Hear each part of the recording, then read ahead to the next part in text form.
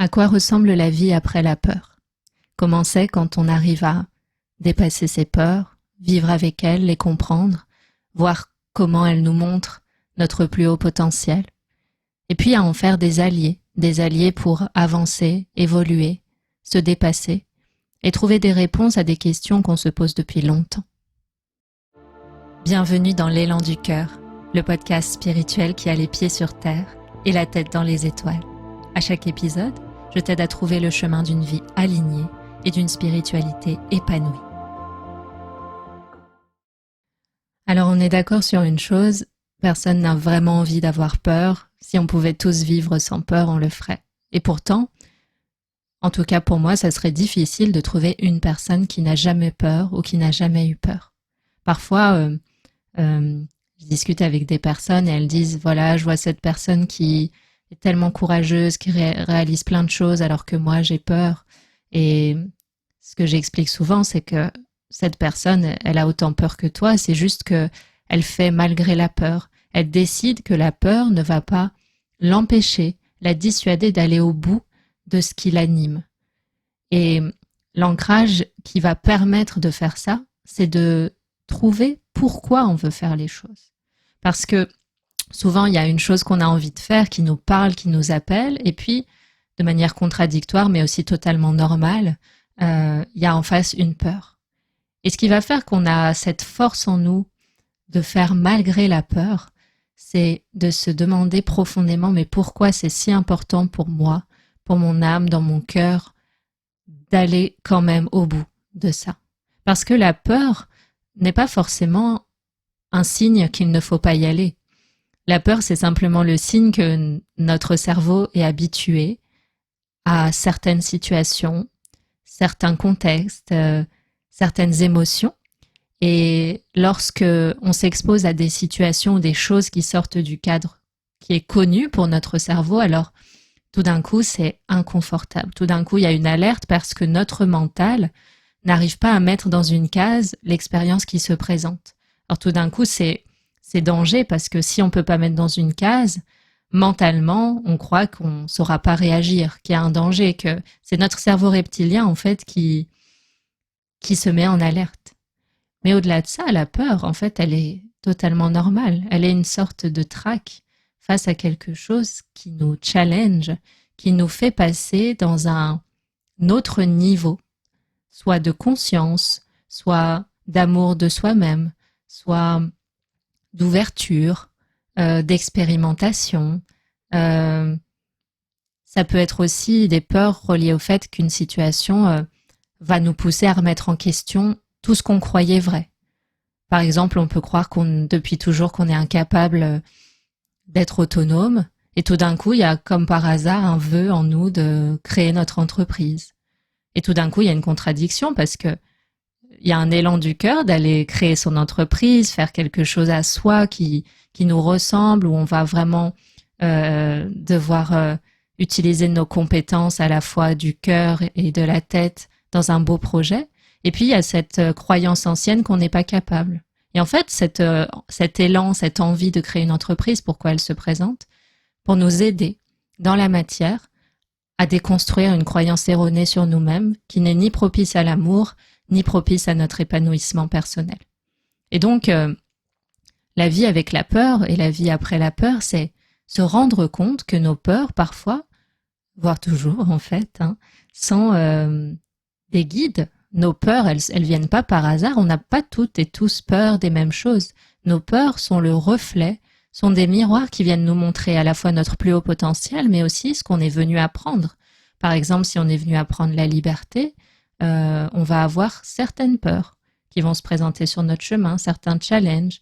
Ça peut être la peur de conduire, ça peut être la peur de voyager seul, ça peut être la peur de quitter ses proches. Et ces peurs, elles sont pas là par hasard. C'est que notre mission d'âme, si c'est celle d'être libre, par exemple, eh bien, c'est pas acquis.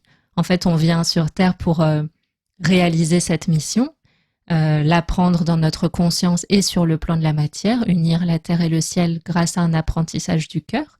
Et en fait, c'est pas inné, c'est bien pour ça qu'on vient, pour apprendre. On est un élève dans la vie. Et un élève va parfois avoir peur, va avoir des incertitudes, va pas tout de suite avoir toutes les réponses, tout savoir d'avance. Et donc la peur, elle est normale. Et, et nos peurs sont là pour mettre en lumière ce qu'on a à dépasser dans notre existence. Et quand je dis ça, c'est important de souligner que la vie n'est pas un combat. On voit bien que la vie, elle nous accompagne un peu comme une mère, un peu comme une main bienveillante qui nous porte depuis notre naissance.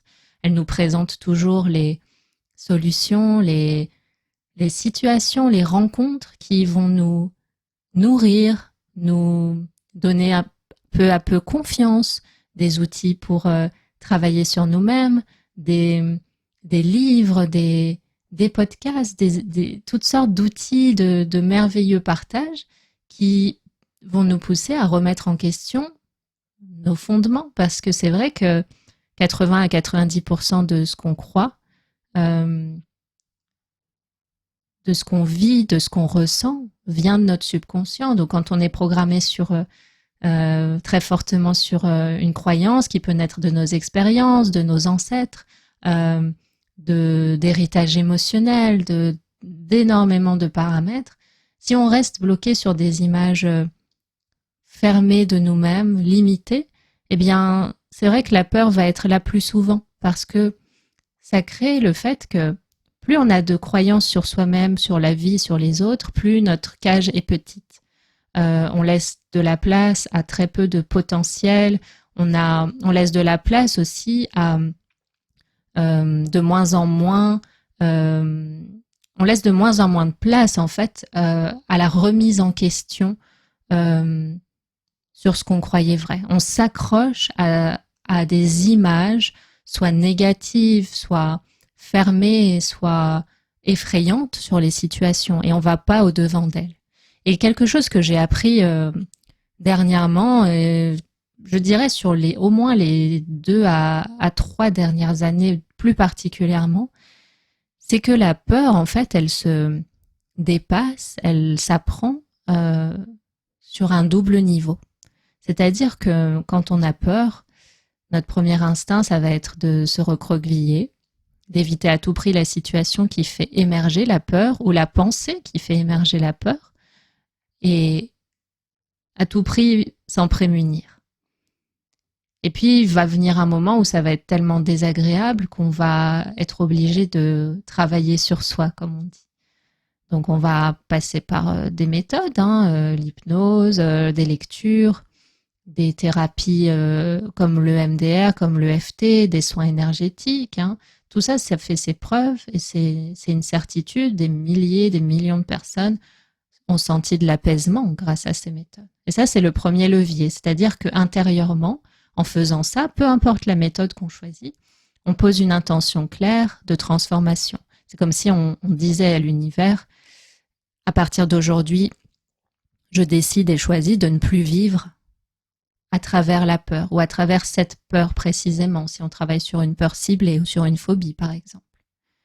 Donc là, on ouvre une porte, c'est-à-dire qu'on a pris la décision de ne plus céder à la peur. Et on reconnaît qu'on a peur aussi, les deux à la fois. Donc il y a une ouverture qui se fait à l'intérieur. Et ce que j'ai appris et que je veux partager, c'est qu'au-delà du travail intérieur, qui est bien sûr extrêmement important, il y a aussi le fait ensuite de poser des actes concrets dans la matière. Parce que moi je l'ai vécu plusieurs fois, il y a des choses qui nous font peur, on a travaillé sur ces peurs, on les a comprises, on a trouvé la cause, la source, la symbolique, on s'est renseigné, donc on a créé toutes sortes de concepts sur notre peur, mais finalement, intérieurement, on n'est pas allé au bout de cette peur parce qu'on n'a pas encore connecté avec elle au point de la ressentir dans notre chair et au point du coup de la laisser nous traverser, être transmutée et la vivre. Et donc, ce qui m'a vraiment, moi, aidé à avancer sur des peurs, c'est d'aller au-devant d'elles. Si je dois donner une image, c'est on a peur du feu et on saute dans le feu. Et ça peut être différent pour chacun, ça peut être monter dans un train, voir un insecte, toucher un insecte, ça peut être partir en voyage seul, créer son entreprise, quitter un emploi, oser changer de relation amoureuse, changer de métier. On a tous nos challenges et ça peut nous faire peur.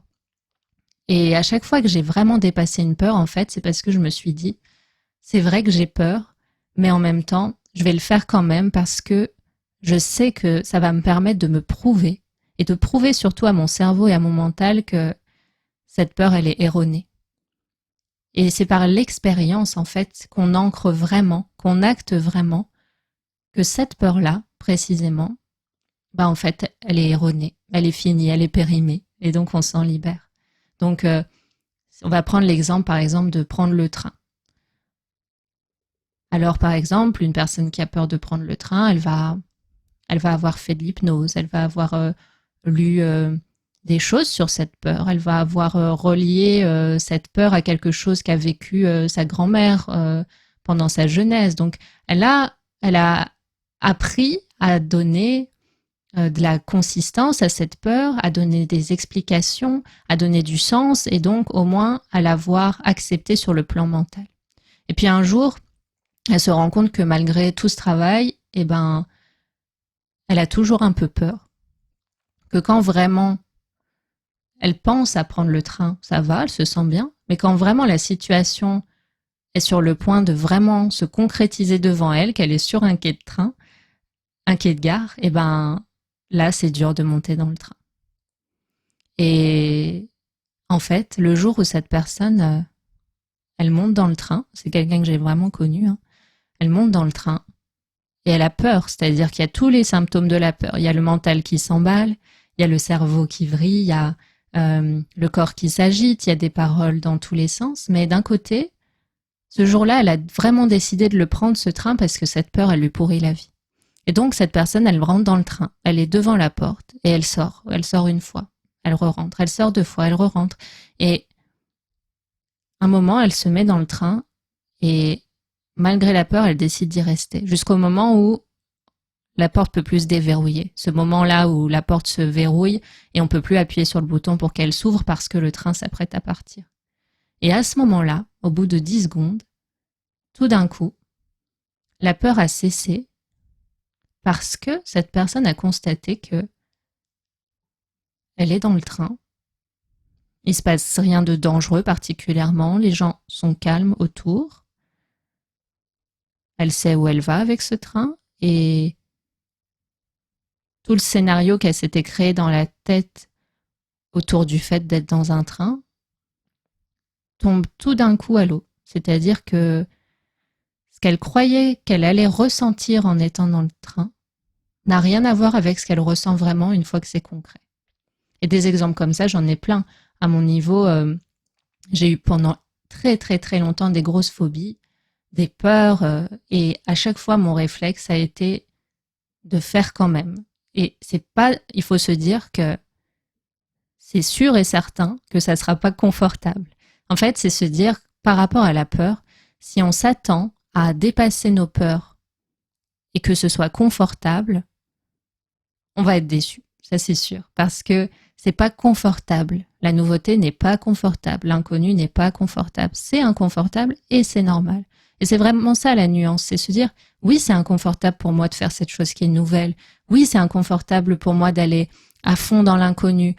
Oui, c'est inconfortable pour moi de prendre le risque que j'ai toujours craint de prendre, mais je le fais quand même parce que je sais pourquoi je le fais. Je sais ce que j'ai à y gagner tant dans mon apprentissage en tant qu'âme que dans la vie, dans le changement que ça va apporter dans ma vie, dans l'allègement que je vais y trouver à plein de niveaux.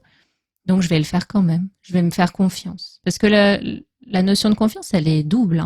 Hein. Quand on fait ça, quand on se jette dans le vide, on va dire, il y a la confiance en soi. Bon, je saute, je suppose, ou j'ai confiance dans le fait que je saurais réagir et faire ce qu'il faut au bon moment. Et puis il y a la confiance en la vie. C'est-à-dire, je saute dans le vide, mais en bas, je sais il y a des mains ouvertes qui vont m'accueillir, que ça va être doux. Et que une fois en bas, je saurais pourquoi j'ai sauté. Parce que c'est ça aussi la peur et l'incertitude, c'est que sur le moment, on saute, on ne sait pas vers quoi on arrive, on a eu comme une sorte d'intuition de se dire bon, je pense que ça va m'apprendre ça, cette expérience, mais en même temps, on ne sait pas encore, on n'est pas encore sûr. Donc c'est un peu un pari, c'est-à-dire bah, je fais le pari d'y aller à fond et de voir ce que ça donnera. Et puis c'est ça, c'est je saute, je sais pas. En fait, je sais pas. C'est accepter de dire je sais pas. Parce que la vie après la peur, c'est en fait accepter qu'on n'a pas toutes les réponses.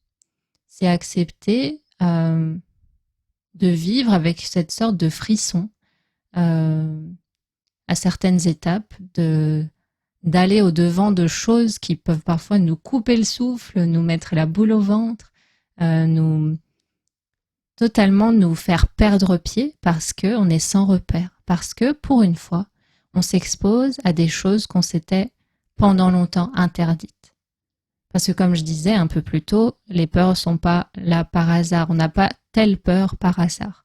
La peur qu'on doit dépasser, elle correspond à quelque chose qu'on vient apprendre en tant qu'âme dans notre chemin de vie. Et donc, quand on aspire à quelque chose dont on a peur en même temps, c'est pas par hasard. Chacun dans notre chemin, on a à la fois peur et envie de choses qui correspondent à ce qu'on doit transcender, au potentiel qu'on est venu atteindre, parce qu'on a en nous toujours un désir d'expansion.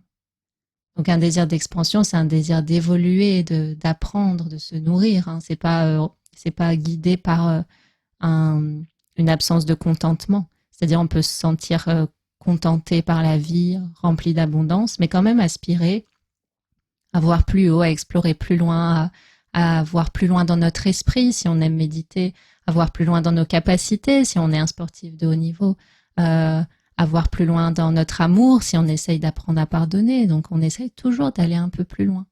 Et c'est se dire, ouais, c'est normal que j'aille un peu sur la pointe des pieds, comme si je rentrais dans l'océan et que l'eau est gelée.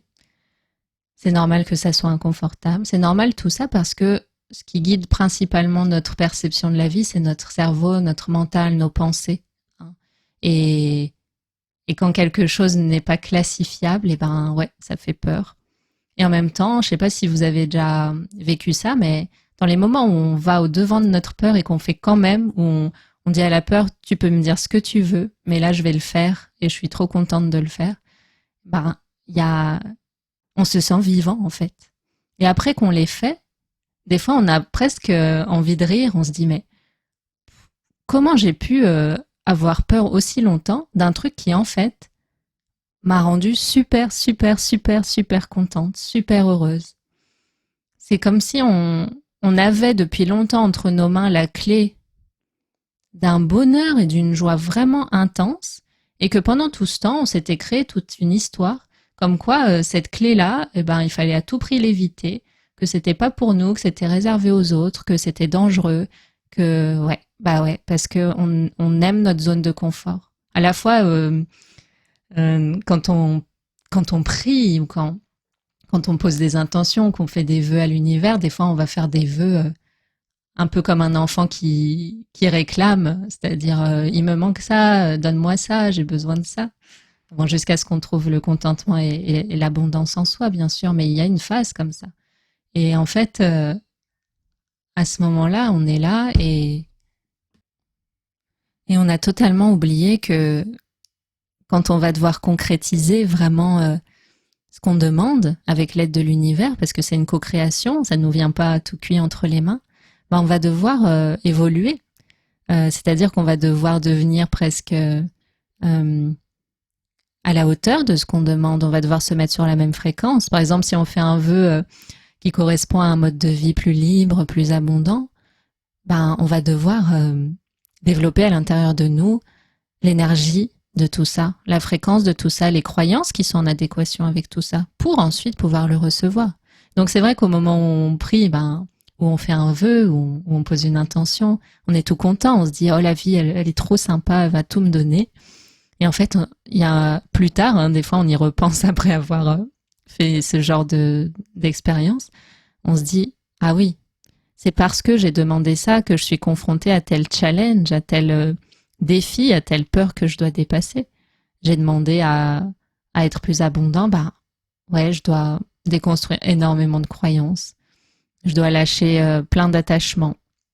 Je dois faire plein de choses nouvelles pour montrer et prouver à l'univers que je suis prêt ou prête à lui faire confiance.